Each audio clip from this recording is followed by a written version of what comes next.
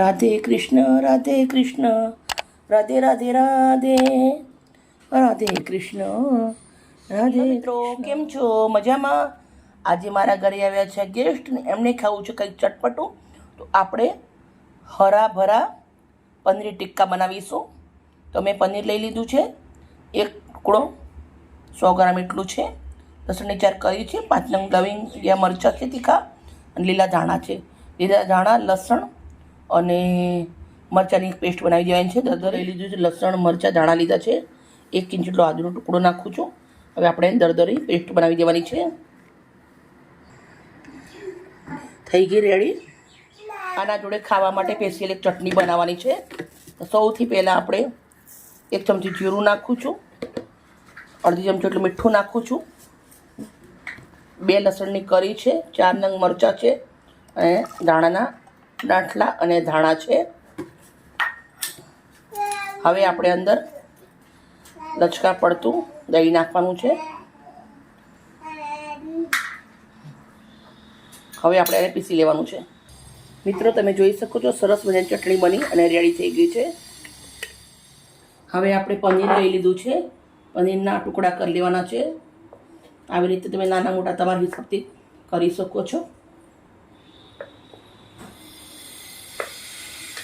Ready. 1 ચમચી બાઉલના અંદર ચણાનો લોટ નાખું છું. હવે આપણે એના અંદર 1 ચમચી દહીં નાખવાનું છે. પછી અહીંયા આપણે ગરમ મસાલો લીધો છે, થોડું મીઠું છે, થોડું લાલ મરચું છે, થોડું હિંગ છે અને હળદર છે. મસાલા નાખી દેવાના છે. મેન વસ્તુ છે આપણો જો ઠેચો કૂટેલો એ નાખવાનો છે. તો આપણે આવી રીતના 2 ચમચી મોટી ભરી અને નાખી દઉં છું. હવે આપણે આને સરસ આવી રીતે ફેટી લેવાનું છે.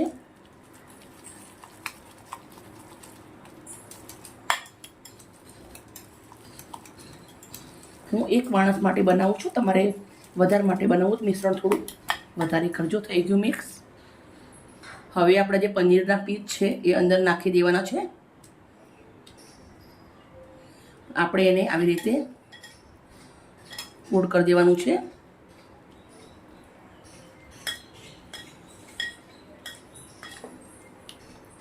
હવે આપણે એક તવો લેશું, ગેસ ઉપર મૂકી દઈશું. હવે આપણે આને ખાલી 10 મિનિટ ઢાંકી દેવાનું છે. હવે મેં એક તવો લીધો છે. તવાના ઉપર આપણે થોડું દેશી ઘી લગાવી દઉં છું. હવે જે આપણા ટિક્કા છે એ આવી રીતના સરસ કોટિંગ કરી દેવાનું છે. 10 મિનિટ થઈ ગયા હતા અને સરસ મસાલો લાગી ગયો છે.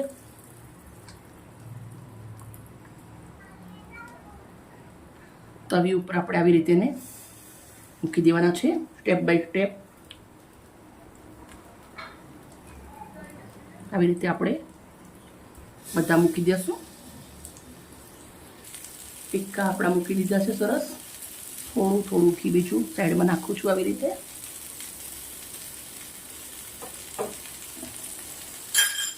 હવે આપણે એને ધીમે ધીમે આવી રીતે સ્ટેપ બાય સ્ટેપ ઉખાડી દેવાના છે અને આવી રીતે પલટાવી દઈશું એને.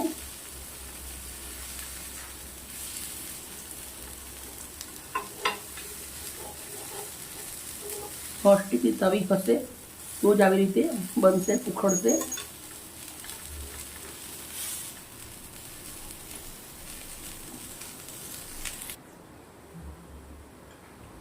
મસ્ત ઘી લગાવી અને આપણે શેકી અને રેડી કરી દીધા છે.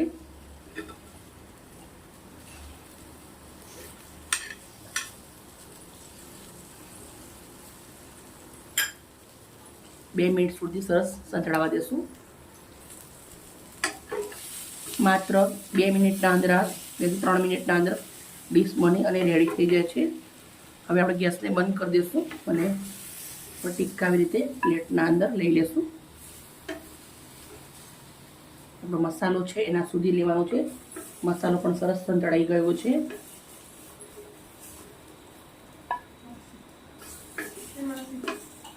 આના જોડે લચ્છા ડુંગળી જોઈએ, મેં લચ્છા આવી રીતે કટ કરી અને ઠંડા પાણીના અંદર નાખી દીધું, બરફવાળા પાણીના અંદર.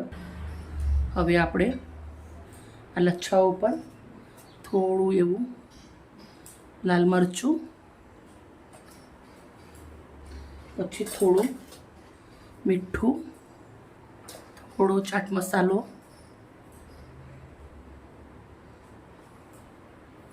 મસ્ત મજાની બનાવેલી આપણી ચટણી, એકદમ સિમ્પલ ટેસ્ટી એકદમ હેલ્ધી પ્રોટીનવાળી ડીશ બની અને રેડી થઈ ગઈ છે. અમારી વિડીયો સારી લાગી હોય તો પ્લીઝ અમને લાઈક કરજો, દોસ્તો અંદર શેર કરજો.